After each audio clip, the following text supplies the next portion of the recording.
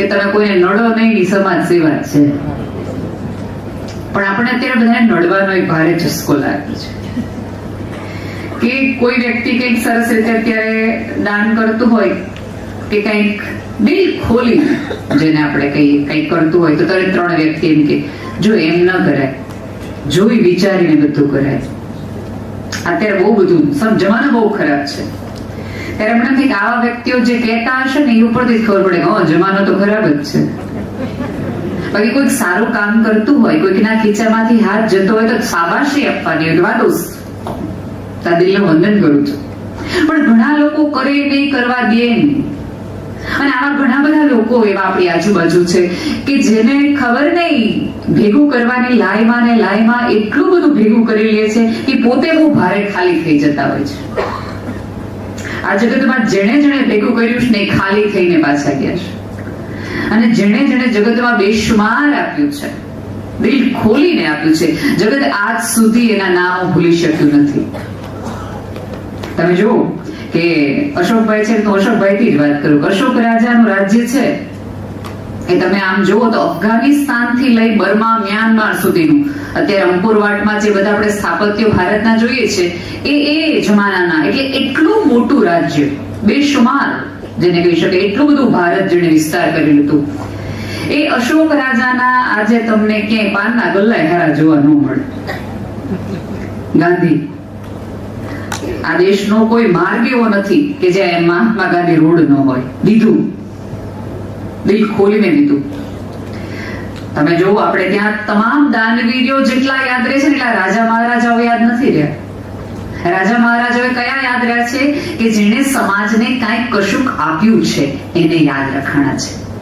એટલે આ જગતમાં યાદ રહી જવું હોય અને મર્યા પછી પણ જો જીવતા રહેવું હોય ને તો મકાનના દસ્તાવેજમાં, બારસાતના સાટાખતમાં નહીં, પણ ઉના હૃદયમાં પોતાનું નામ લખજો. એ કોઈ દી નહીં ભૂલાય. ખાતરીથી કહું છું.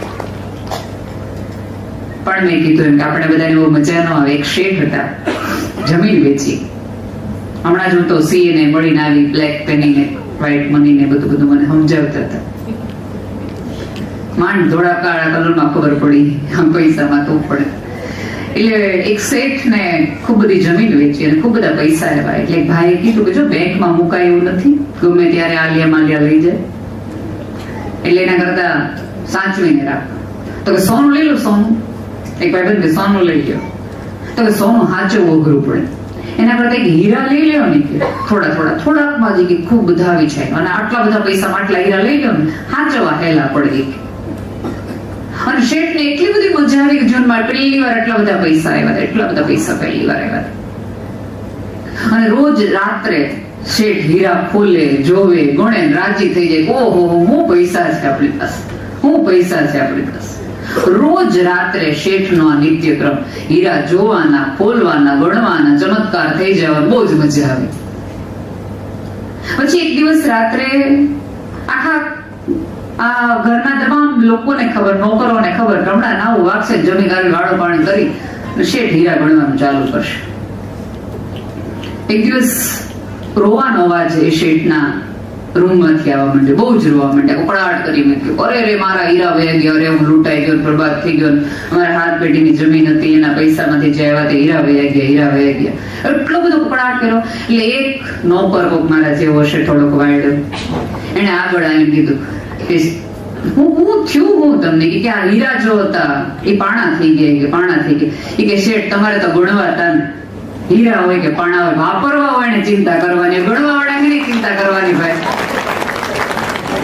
જેને વાપરવા હોય, કાલ સવારે જેમ કે હીરો ઓછો થઈ ગયો એને ચિંતા કરવાની, પાણા ગણો, હીરા ગણો, ફેર શું પડે?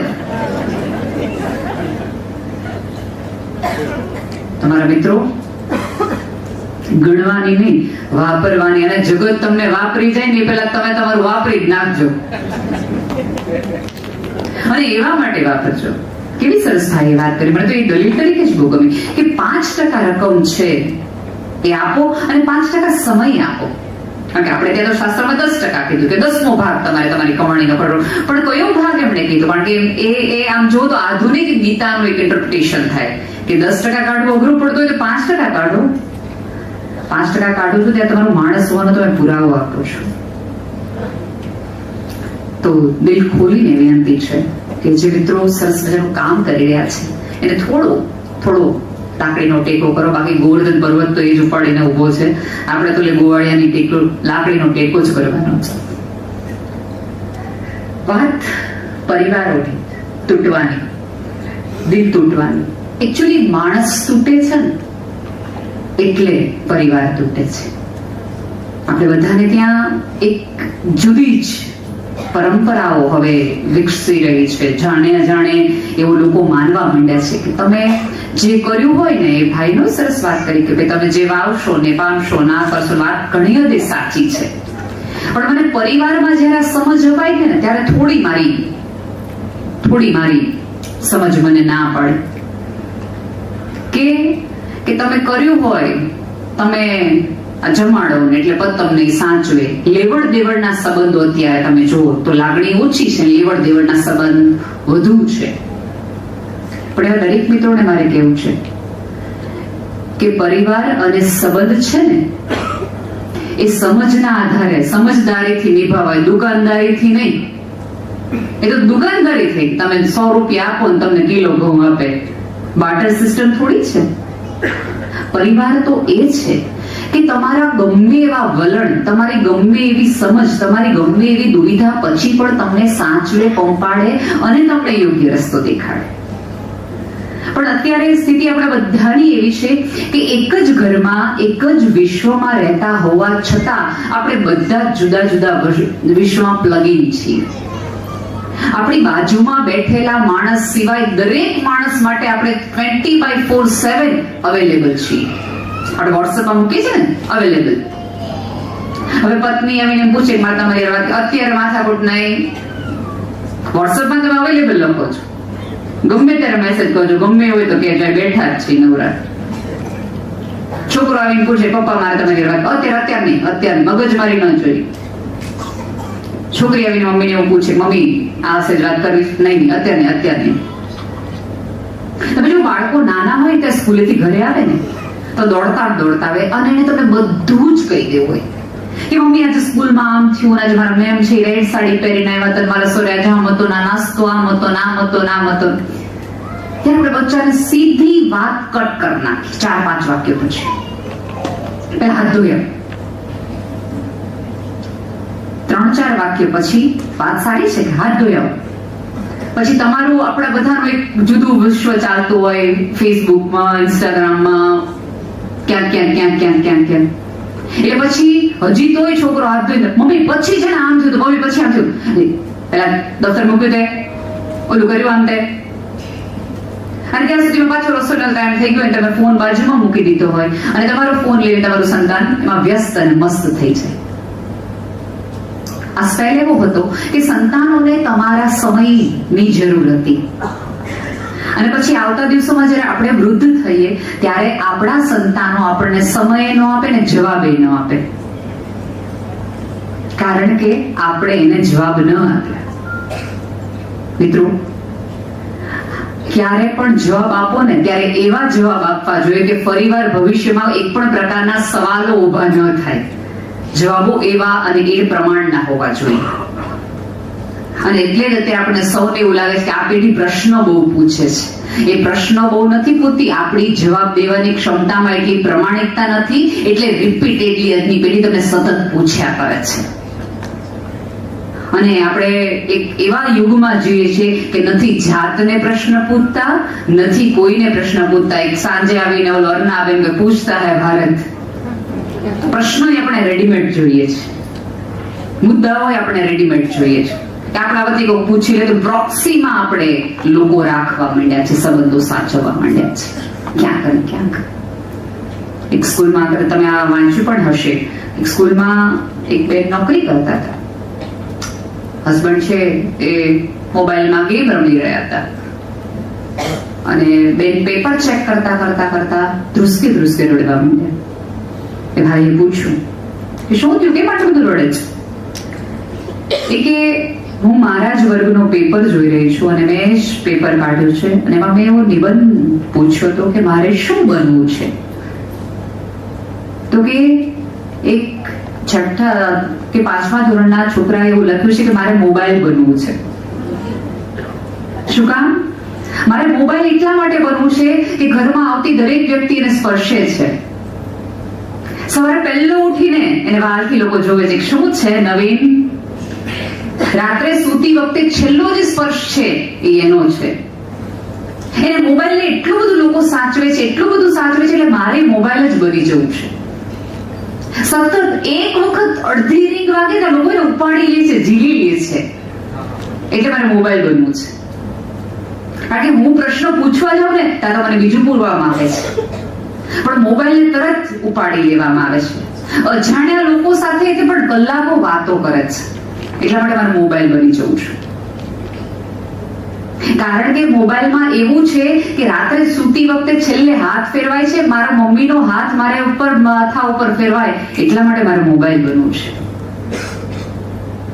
કોઈ અમારા ઘરમાં કોઈ વ્યક્તિ મોબાઈલને રેટો મૂકતો જ નથી, એકલો મૂકતો જ નથી. એ બહુ મૂલ્યવાન વસ્તુ હોય એ રીતે અમારા ઘરમાં મોબાઈલ સચવાય છે. એટલા માટે મારે મોબાઈલ બની જવું છે કે હું પણ સચવાઈ જાઉં આખા ઘરમાં.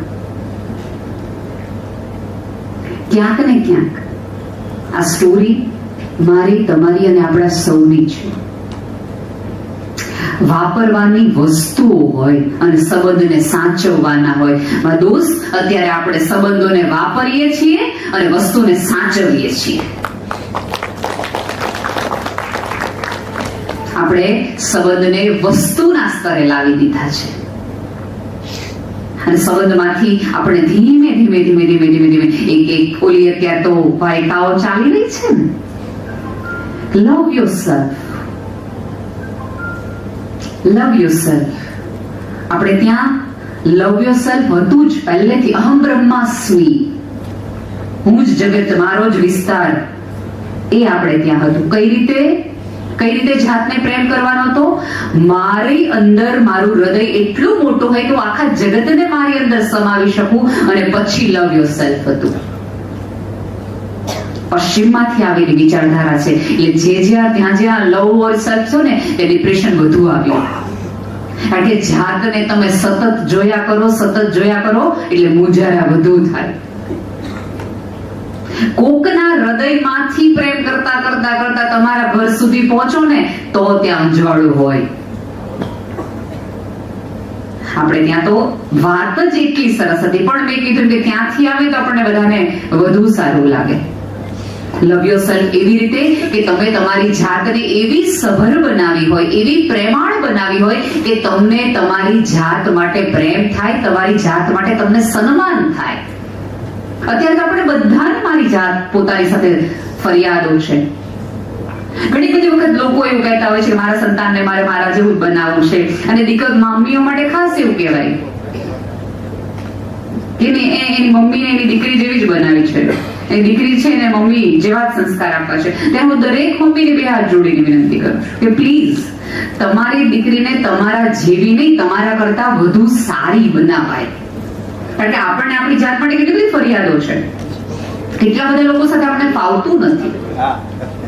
પરિવારો જે તૂટી રહ્યા છે ને એમાં ક્યાંક ને ક્યાંક આવા બધા સ્વાર્થ વલણ ક્યાંક અંદર આવી રહ્યા છે. એટલા માટે પરિવારો ક્યાંક વિખૂટા થઈ રહ્યા છે, ક્યાંક જુદા થઈ રહ્યા છે. આપણા વિશ્વ જુદા છે, આપણા સ્વપ્નાઓ જુદા છે. પરિવાર એટલે તો કેવું સરસ મજાનું એક કોરસનું ગીત છે જેમાં સારેગમપધનિસા હોય. તમે વિચાર કરો, પરિવાર તૂટે છે એટલા માટે કે સારેગમપધનિસાના 7 સુરો એક સાથે વાગે તો એક ગીત થાય. હવે એકલો સા સા સા સા સા કરે તમને કાન બંધ કરી દેવાની ઈચ્છા થાય? ગમે તમને ગીત સાંભળવું? ક્યારેય નહીં ગમે. તમે વિચાર કરો કે ઓર્કેસ્ટ્રા હોય, તબલા હોય, મંજીરા હોય, હાર્મોનિયમ હોય, ઓક્ટોપેડ હોય, બધા જ પ્રકારના વાજિંત્ર હોય, અને એક વાજિંત્ર એમ કે તબલા એમ કે આપણા સિવાય આજે વારો કોઈનો આવશે જ નહીં બોસ. તો શું થાય હાલત? ગમે એવું સુરમાં વગાડતો હોય તો આપણે ખા આવે. જ્યારે જેનો વારો આવે ત્યારે એ વાજિંત્ર વગાડવામાં આવે તો એ ગીત થાય, અને તો એ સંગીતથી જગત આખું સુંદર બને. પરિવારમાં જ્યારે એકાદ વ્યક્તિનો સૂર મોટો થતો જાય અને એકનો સૂર દબાતો જાય ત્યારે પરિવાર તૂટવાના જ છે. એક નહીં 100% તૂટવાના છે. પરિપક્વ થવું એટલે બીજું કાંઈ નથી. પરિપક્વ થવું એટલે આપણાથી મોટા હોય ને માન આપવું અને આપણાથી નાના હોય ને એનું મન રાખવું. આ મન અને માનના જ ફરકો છે દોસ્ત. પણ આપણે ત્યાં જ્યાં સુધી સફેદ વાળ ન આપે ને ત્યાં સુધી આપણે પૂછતાય નથી તમારે શું જોઈએ જીવનમાં. 90% કિસ્સામાં આપણે એમ કહીએ તમને ખબર ન પડે અને બીજા ટકામાં આપણે એમ આટલા મોટા છે હજી ખબર નથી પડતી. હા ને પાયલ? સો જ્યારે બેસો આપણે ત્યાં એક ઘર સભા એવો સબબ વિચાર હતો કે તમે સાથે બેસીને એકાદ ટોપિકની ચર્ચા કરી શકાતા. તમે જુઓ હવે સાથે બેસી શકાય એવી કઈ પ્રવૃત્તિ આપણે રહેવા દીધી છે. સિરિયલો હવે એવી તો આવતી નથી કે આપણે સાથે બેસીને જોઈ શકીએ. એક પણ નહીં. ફિલ્મો હવે એવા નથી આવતા કે તમે સાથે બેસીને જોઈ શકો. કા છોકરા નાક બંધ કરી દેવી પડે, કા દાદાએ કાન બંધ કરી દેવા પડે, કા બહાર કે હું પાણી પી આવું હમણાં. બધું જ એવું આવે. સાથે બેસી શકાય, સાથે જઈ શકાય એવી પ્રવૃત્તિઓ નથી. સાથે ડિનરનું નક્કી કરીએ તો બા એમ કે હું ક્યાં પીઝા ખાઉં છું. દાદા એમ કે અમે તમને બહારનું ન ખાય, તમારી પેટી બહારનું ખાઈ ખાઈ બગડી છે. છોકરાઓને બહારનું જમવું છે, દાદા દાદીને જવું નથી. પણ આવી વખતે દાદી એવું કહે કે હું પીઝા નહીં ખાઈ શકું પણ તારી બાજુમાં બેસવાની મને મજા આવશે તો મને કહેજે પીઝા ક્યાંથી આવ્યો છે. દાદા એવું કે અમે બહારનું જમતા નથી પણ તમારી સાથે બહાર અમારે ડાઇનિંગ ટેબલ પર બેસવા આવું છે. તો કોઈક દિવસ પીઝા ખાતા છોકરાને સાથ આપ્યો હોય તોય તમારા બાજરાના જુવારના રોટલા સુધી આવે. આપણે પાળ બાંધી યા તમે ના અમે સમજી લેજો તો નહીં આવે. તો પરિવારો તૂટશે અને જગત અને માણસ બંને તૂટશે. આપણે ત્યાં પરિવારોને એટલા માટે વધુ મહત્વ આપવામાં આવ્યું છે મિત્રો, કારણ કે પરિવાર એક છે તો સમાજ એક છે, તો લોકો એક છે. બાકી ગમે એવા બિચારા નરેન્દ્રભાઈ મોદી જગતમાં ગમે ને રાડ્યું નાખી આવે કે અમે ગુરુ ક્રાંતિ લાવશું અમે ગુરુ બનાવશું, નહીં. 4 વ્યક્તિઓ જો એકબીજા સાથે પ્રેમથી ન રહી શકતા હોય તો 4 લાખ 4 કરોડ 4 અબજ એકબીજાની હારે હેના રહીએ. માત્ર રાષ્ટ્રગીત ગાઈ લેવાથી ભારતીય ભાવનાઓ નો દૂર થઈ જાય, એક થઈ જાય. એ અંદર ઉતારવી પડે. આપણે બધાને આપણે રામ રાજ્યની સ્થાપના કરવી છે, રામ રાજ્યની સ્થાપના કરવી છે. તમારામાં રામ લક્ષ્મણ જેવા લક્ષણો છે ખરા તો થાય તો જતું કરાય. અને આપણે ત્યાં તો શાસ્ત્રોમાં ભગવાને એવા હતા કે જે માણસ બનીને જીવ્યા અને દરેક વખતે માણસને એવું કીધું કે જો હું માણસ બનીને આવું તો મેં પણ આ પીડા ભોગવી છે તો તું પણ આ પીડા ભોગવી શકે અને આ પીડા ભોગવીને એક માણસ ભગવાન બની શકે એવા ધર્મો આપણે ત્યાં છે. એવી પરિપક્વ વાતો આપણા શાસ્ત્રોમાં કરવામાં આવી છે. પણ આપણા સંતાનોને ઝુકરબર્ગની ખબર છે, એલન મસ્કની ખબર છે, ટાટાની ખબર છે, જમશેદ ટાટા ક્યાં હતા એ ખબર છે, ધ્રુવભાઈ અંબાણીને કઈ રેલવે સ્ટેશનમાં હતી એ બધી ખબર છે. પણ આપણા સંતાનોને મારા દાદા વલસાડમાં કંપની સ્થાપવા માટે કેટલી તકલીફ પડી હતી નથી ખબર. 200 વર્ષ પહેલા શું થયું હતું બધાને ખબર છે. પણ ગઈકાલ રાત્રે તમારું સંતાન ક્યાં હતું નથી ખબર. અને એક વસ્તુ યાદ રાખજો, એવી ગેરસમજમાં જણાઈ ન રહેતા કે જે સામે છે એ સાથે છે. જરાય નહીં. એ તો ગેરસમજણમાં ક્યારેય ન રહેવું, બિલકુલ નહીં. તો સાદી પોતાની રીત એ છે કે ક્યારેક આપણને એવું થાય કે નવી પેઢી આપણને સાંભળી નથી રહી, પણ એને સાંભળી શકે, બેસી શકે એવી જગ્યાઓ હતા. ભાઈ બધા જ એક લોકો એવું એક આમ બેફામ સ્ટેટમેન્ટ આપી દી કે અત્યારની પેઢી આખો દી mobile talk talk talk talk talk કર્યા જ કરીશ. હું છે કોણ જાણે, હું કહું શું છે. મોબાઈલમાં ટક ટક ટક ટક કરે છે, અંતે તો કોક સામે માણસ જ છે ને, કોઈની સાથે વાત જ કરે છે ને, ઓન સ્ક્રીન કરે છે, કરે તો માણસ સાથે જ વાત.